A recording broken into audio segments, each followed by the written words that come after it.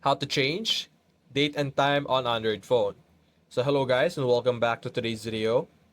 So what you're going to do is you're going to your settings and look for the date and time option.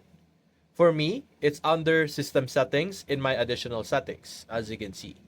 Simply click on date and time and you should be able to change it by either time zone or manually.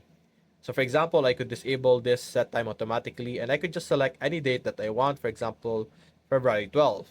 Or we could set our date over here to time or 9 p.m. over here.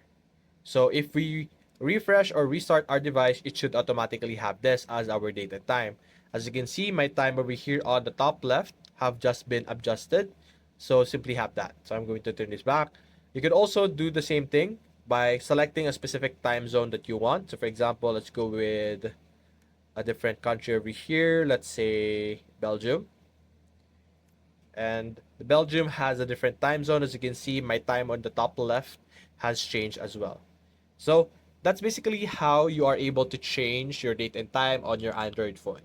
So that's basically it, guys. If you enjoyed this video, leave a like and subscribe. Thanks for watching.